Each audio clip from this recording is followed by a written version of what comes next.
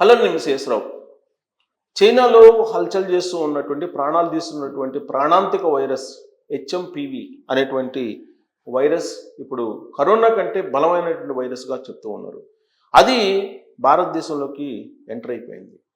కర్ణాటకలో అలాగే గుజరాత్లో ఈ రెండు రాష్ట్రాల్లో ఎంటర్ అయిపోయింది. ఇప్పటి వరకు రెండు కర్ణాటకలో గుజరాత్లో ఒక కేసు నమోదైంది. 3 సంవత్సరాలు ఒక బాలుడు, అలాగే 8 సంవత్సరాలు మరొక బాలుడు, ఇలా 8 సంవత్సరాల లోపులకి కర్ణాటకలో ఇద్దరికి, గుజరాత్లో ఒకరికి, మొత్తం 3 కేసులు నమోదయ్యాయి. ఇప్పుడు భారతదేశంలో హెచ్ఎంపివి అనేటువంటి వైరస్ భయానక వాతావరణాన్ని సృష్టించబోతుంది అని చెప్పి అలర్ట్ అయిపోయాయి అన్ని రాష్ట్రాల్లో. కేంద్ర ప్రభుత్వం కూడా అన్ని రాష్ట్రాల్లో అలర్ట్ ప్రకటించింది. ఆయా రాష్ట్ర ప్రభుత్వాలు మార్గదర్శకాలను కూడా జారీ చేసింది. కరోనా సమయంలో ఎలాంటి అప్రమత్తంగా ఉన్నామో, కరోనా సమయంలో ఎలాంటి జాగ్రత్తలు తీసుకున్నామో అలాంటి జాగ్రత్తలే తీసుకోవాలి అని చెప్పి చెప్తూ ఉన్నారు. అయితే కరోనా ఫస్ట్ అలాగే రెండవ విడత వచ్చినప్పుడు లాక్డౌన్ ప్రకటించారు. ఈసారి కూడా లాక్డౌన్ ప్రకటించేటువంటి అవకాశం ఉందా? అంత తీవ్రత ఉన్నటువంటి వైరస్ హెచ్ఎంపివి అనేటువంటి వైరస్ అని అంటే WHO మాత్రం ఎమర్జెన్సీని ప్రకటించింది, హెల్త్ ఎమర్జెన్సీని ప్రకటించింది. చైనాలో ఆసుపత్రులన్నీ నిండిపోయాయి. శ్మశాన వాటికలన్నీ కూడా ఆల్మోస్ట్ ఎక్కువగా చనిపోయినటువంటి వాళ్ళతో ఉన్నాయి అని చెప్పి చెప్తున్నారు. చైనాలో కరోనా సమయంలో ఏ విధమైనటువంటి దృశ్యాలు కనిపించాయో అదే దృశ్యాలు ఇప్పుడు కనిపిస్తున్నాయి. అయితే వారం క్రితం వినిపించినటువంటి ఈ న్యూస్ ఇప్పుడు భారతదేశంలోకి వెంటనే ఎంటర్ అయిపోయింది. ఎందుకనంటే రిస్ట్రిక్షన్స్ లేవు. ఇప్పుడు ప్రపంచ దేశాల నుంచి భారతదేశానికి వచ్చేటువంటి వాళ్ళు అనేక మంది ఉన్నారు, టూరిస్టులు ఉన్నారు, అనేక మంది విదేశాల్లో స్థిరపడిపోయినటువంటి వాళ్ళు రకరకాల కారణాలతోటి వస్తూ ఉంటారు, మళ్ళీ వెళ్తూ ఉంటారు. ఈ క్రమంలో ఇండియాలోకి ఎంటర్ అయింది. కర్ణాటకలో 2 కేసులు, గుజరాత్లో ఒకే కేసు నమోదు కావడంతో మొత్తం కేంద్ర ప్రభుత్వం అప్రమత్తం అయ్యింది. అయితే ఇక్కడ ఇది ఎంతవరకు ప్రమాదం? నిజంగానే భారతదేశంలో ఇది కరోనా లాగా ఎఫెక్ట్ చేస్తుందా అనేటువంటి ఒక చర్చ ఇప్పుడు నడుస్తూ ఉంది. సాధారణంగా ఇది పిల్లలకి, చిన్నారులకి, దాదాపు 8 సంవత్సరాల లోపు ఉన్నటువంటి చిన్నారులకి ఇది నమోదవుతుందని చెప్పేసి వైద్య నిపుణులు చెప్తూ ఉన్నారు. ఇక్కడ దీని లక్షణాలు, హెచ్ఎంపివి యొక్క లక్షణాలు ఎలా ఉంటాయంటే మెయిన్గా ఫ్లూ, అంటే ఫ్లూ జ్వరాలు రావటం, తర్వాత ముక్కు దిబ్బడి కావటం, ఒళ్ళు నొప్పులు, కండరాల నొప్పులు, ఇవి వచ్చేటువంటి అవకాశం ఉందంటున్నారు. శ్వాసకోశ ఇన్ఫెక్షన్లు ఏ విధంగా ఉంటాయో ఆ తరహాలో ఉండేలాగా ఈ వైరస్ ఉంటుందని. వన్స్ కోశానికి సంబంధించినటువంటి ఇన్ఫెక్షన్ వచ్చిందంటే బయటపడటం అనేది చాలా కష్టం. ఎందుకంటే ప్రధానమైనది శ్వాసకోశానికి సంబంధించినటువంటి శ్వాసకోశానికే ఈ వైరస్ అటాక్ అయితే కనుక శ్వాస తీసుకోవడం అనేది కష్టం అవుతుంది. కాబట్టి ఇది కొంచెం తీవ్రమైనటువంటి వైరస్గానే మనం భావించాల్సి ఉంటుంది. ఈ లక్షణాలు ఏముంటాయంటే బ్రాంకైటిస్, అలాగే బ్రాంకైటిస్, నిమోనియాకి దారితీయవచ్చు ఈ వైరస్ సోకినటువంటి వాళ్ళకని చెప్పి వైద్యులు చెప్తూ ఉన్నారు. అమెరికాకు సంబంధించినటువంటి centres for disease control and prevention, CDC అంటారు దీన్ని. దాని ప్రకారం ఏంటంటే చిన్నారులు అలాగే వృద్ధులకు కూడా ఇది ఎక్కువగా అటాక్ అయ్యేటువంటి అవకాశం ఉంది. కారణం ఏంటంటే చిన్నారులకు కానీ లేదంటే వృద్ధులకు కానీ వాళ్ళకి వ్యాధి నిరోధక శక్తి తక్కువగా ఉంటుంది, అందుకని ఇది అటాక్ అవుతుందని చెప్పి చెబుతున్నారు.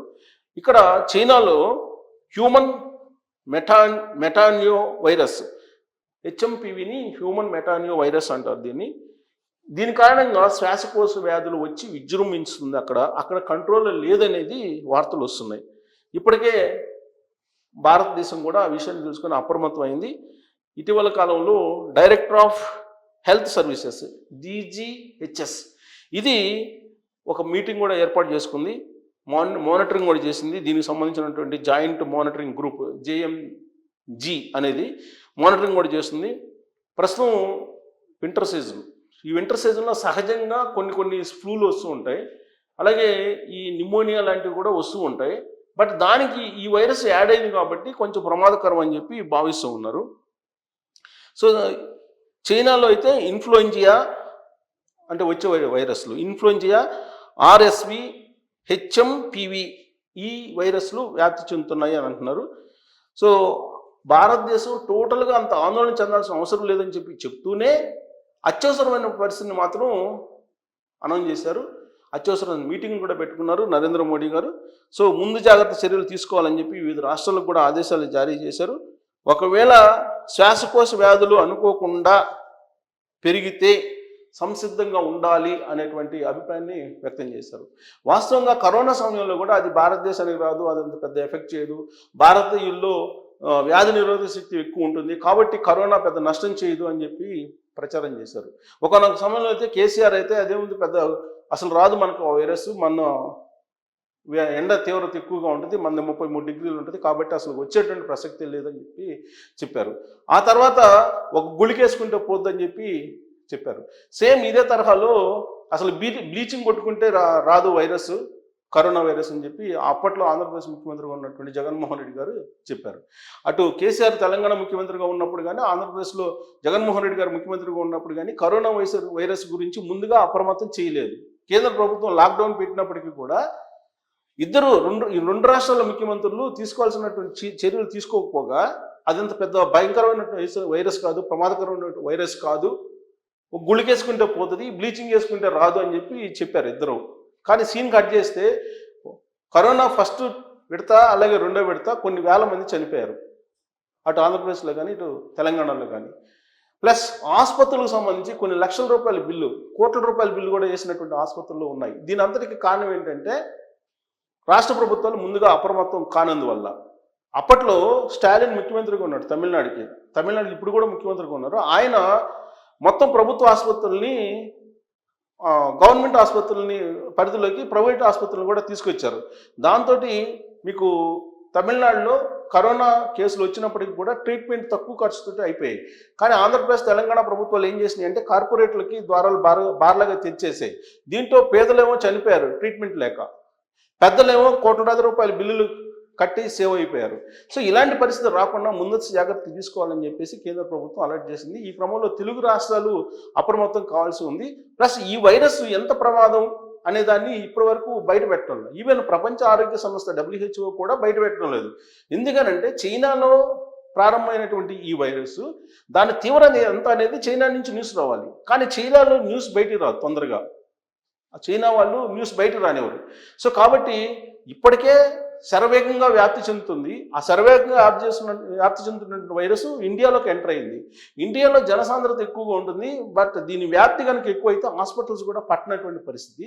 ప్లస్ శ్వాసకోశ వ్యాధులు ప్లస్ పిల్లలకి వృద్ధులకి ఇది ఎక్కువగా ఎఫెక్ట్ అయ్యేటువంటి అవకాశం ఉందని చెప్తున్నారు. కాబట్టి ఒకవేళ ముందస్తు జాగ్రత్తలు తీసుకొని మళ్ళీ లాక్డౌన్ లాంటి చర్యలు కనుక తీసుకోకపోతే అనూహ్యమైనటువంటి నష్టం జరిగేటువంటి అవకాశం ఉందని చెప్పేసి కొంతమంది చెప్తూ ఉన్నారు. ప్రమాదం లేదని చెప్తున్నప్పటికీ కూడా వైద్యులు, బట్ ముందస్తు జాగ్రత్తలు అయితే తీసుకోవాలని చెప్తూ ఉన్నారు. ఇక ఆధ్యాత్మికవేత్తలు అయితే ఏదో షష్టగ్రహ కూటమి ఏదో చెప్తూ ఉన్నారు.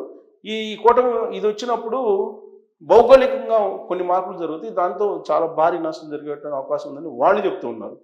సో ఏదైనా సరే కేంద్ర ప్రభుత్వం అయితే గైడ్లైన్స్ ఇచ్చింది రాష్ట్ర ప్రభుత్వాలకి. ఆ గైడ్లైన్స్ కనుక ఇంప్లిమెంట్ చేయకపోతే కరోనా సమయంలో ఏదైతే మనం మూల్యాన్ని చెల్లించుకోవాల్సి వస్తుందో అలాంటి మూల్యాన్ని చెల్లించుకోవాల్సి వస్తుందని కొంతమంది చెప్తున్నటువంటి మాట. సో ఇలాంటి పరిస్థితుల్లో ఆల్రెడీ ఇండియాలోకి ఎంటర్ అయినటువంటి వైరస్ని అరికట్టడం ఎలా, కరోనా సమయంలో ఏ విధంగా అయితే లాక్డౌన్ పెట్టారో అలా పెట్టాలన్నా అవసరం లేదు అనే దాని మీద కామెంట్ రూపంలో మీ అభిప్రాయాన్ని తెలియజేయచ్చు. Thank you very much.